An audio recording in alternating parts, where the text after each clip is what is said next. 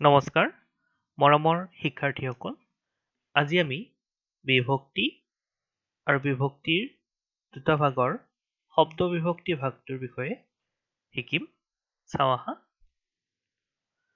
বিভক্তি কাক বোলে ধাতু আৰু প্ৰাতিপদিকৰ পিছত বহা চিহ্নকে কি বুলি কোৱা হৈছে বিভক্তি বুলি কোৱা হৈছে অৰ্থাৎ ধাতু কাক বোলে আৰু প্ৰাতিপদিক কাক বোলে এই বিষয়ে আমি প্ৰথমতে জ্ঞাত হ'ব লাগিব চাওঁ আহা এটা উদাহৰণটো চালে আমি ভালদৰে বুজি পাম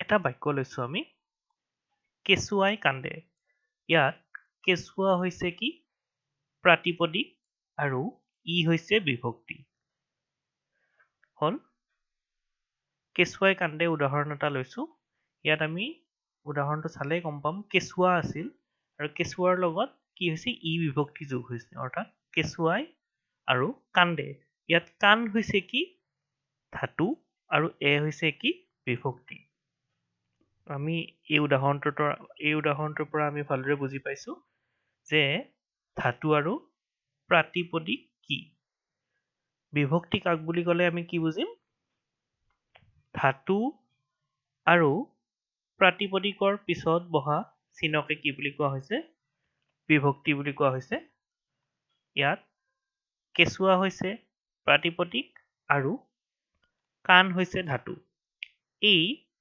প্ৰাতিপদিক আৰু ধাতুৰ পিছত কি বহিছে ক্ৰমান্বয়ে বিভক্তি বহিছে এ আৰু ই বিভক্তি বহিছে সেইকাৰণে কি কোৱা হৈছে মই উদাহৰণটো দিহে বুজাইছো ধাতু আৰু প্ৰাতিপদিকৰ পিছত বহা চিহ্নকে কি বুলি কোৱা হৈছে বিভক্তি অৰ্থাৎ ইয়াৰ পিছত কি চিন বহিছে এই ই আৰু এ চিন বহিছে গতিকে ই আৰু এ বহাৰ কাৰণে ইয়াক কি বুলি কোৱা হৈছে বিভক্তি বুলি কোৱা হৈছে এই চিনবোৰকে কি বুলি কোৱা হৈছে ধাতু আৰু প্ৰাতিপদিকৰ পিছত বহা চিহ্নকে কি বুলি কোৱা হৈছে বিভক্তি বুলি কোৱা হৈছে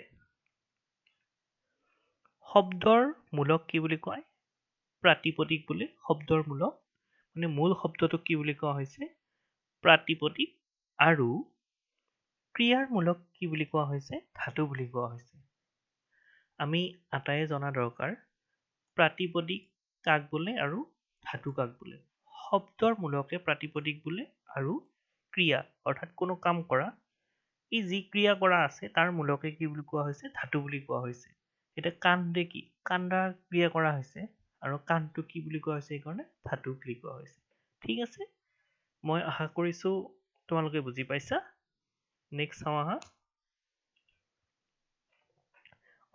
আৰু এটা কথা কওঁ এই বিভক্তিবোৰ কি হৈছে পদ গঠনৰ অপৰিহাৰ্য অংগ বুলি কৈছে বিভক্তিয়ে কি কৰে বিভক্তিয়ে প্ৰকৃতি বা মূলৰ পিছত বহি বাক্যৰ অৰ্থ নিৰ্দেশ কৰে অৰ্থাৎ বিভক্তিৰ কাম কি এই বাক্যৰ অৰ্থ নিৰ্দেশ কৰা হৈছে বিভক্তিৰ কাম হ'ল বিভক্তি কেই প্ৰকাৰৰ আমি আটায়ে জানো বিভক্তি দুই প্ৰকাৰৰ এক হৈছে শব্দ বিভক্তি আৰু দ্বিতীয়বিধ হৈছে ক্ৰিয়া বিভক্তি আমি আজি মূলত শব্দ বিভক্তিৰ বিষয়ে পঢ়িম অৰ্থাৎ শব্দ বিভক্তি কি চিনবোৰ কেনেকুৱা শব্দ বিভক্তিৰ সেই বিষয়ে আমি চাম আহা শব্দ বিভক্তিৰ চিনবোৰ ইয়াত দিয়া আছে এফালৰ পৰা আৰু শব্দ বিভক্তিৰ ক্ৰম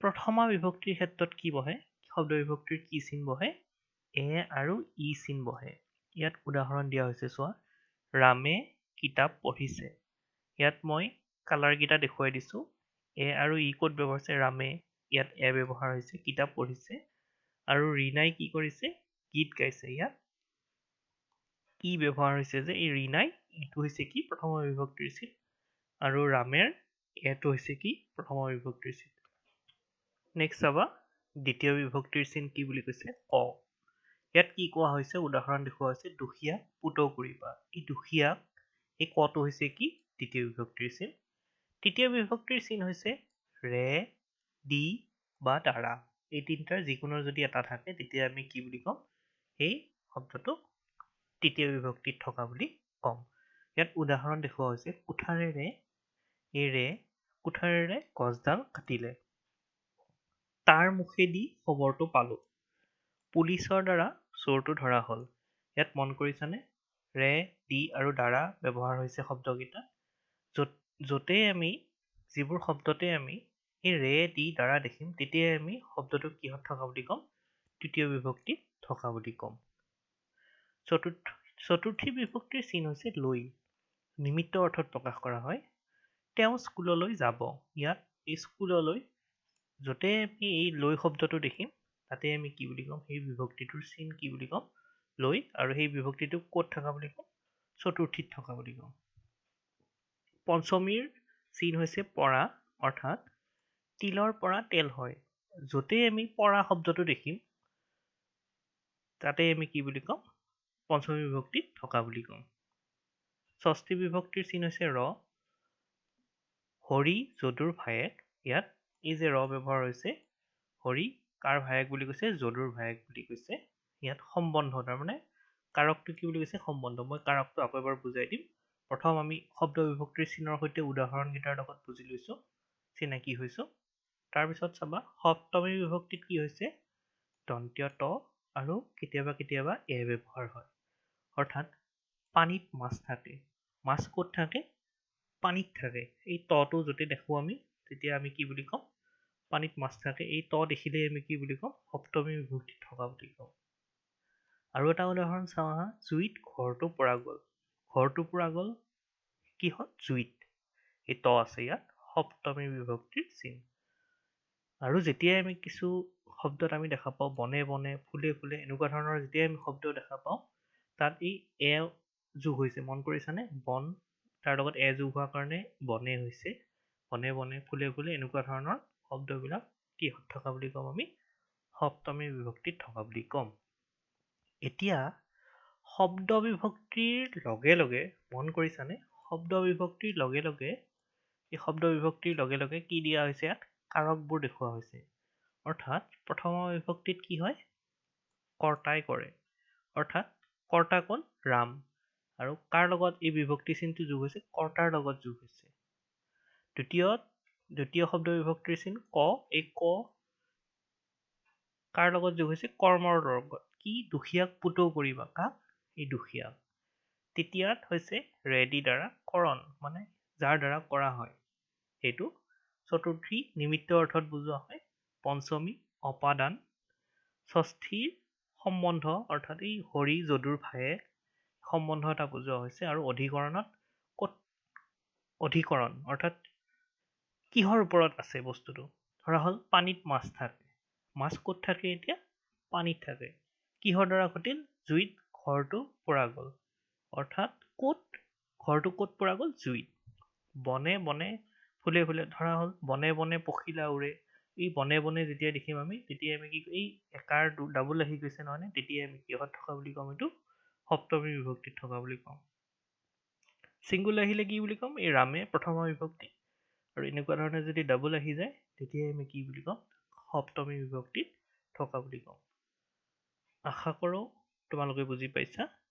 খুব সহজ, কিন্তু কি হয় বাৰে বাৰে চাবা, চালে গোটেইখিনি মনত ৰৈ যাব।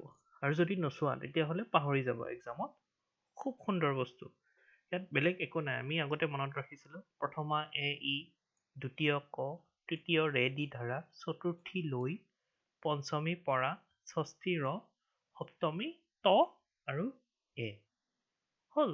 এইটো মনত ৰাখিবৰ কাৰণে যত্ন কৰিবা। কেতিয়াবা এক্সামত ডাইৰেক্ট আহি যায়। বিশেষকৈ টেটত ডাইৰেক্ট সুধি দিয়ে যে এটা চিন দিব, সেই চিনটো কোন বিভক্তিৰ চিন? শব্দ বিভক্তিৰ কোনটো বিভক্তিৰ চিন বুলি ক'লে তেতিয়া আমি ক'ম যে যিটো চিনে দিয়ে সেই চিনটো অনুসৰি আমি ক'ম প্ৰথমা হওক, দ্বিতীয় হওক, যি দি দিয়ে। সেইমতে আমি উত্তৰটো দিবৰ কাৰণে চেষ্টা কৰিম। আশা কৰোঁ তোমালোকে বুজি পাইছা। আগলৈকেও আমি পঢ়ি যাম। নেক্সট আমি ক্ৰিয়া বিভক্তিৰ বিষয়ে পঢ়িম। আজি আমি শব্দ বিভক্তিৰ সৈতে চিনাকি হ'লো।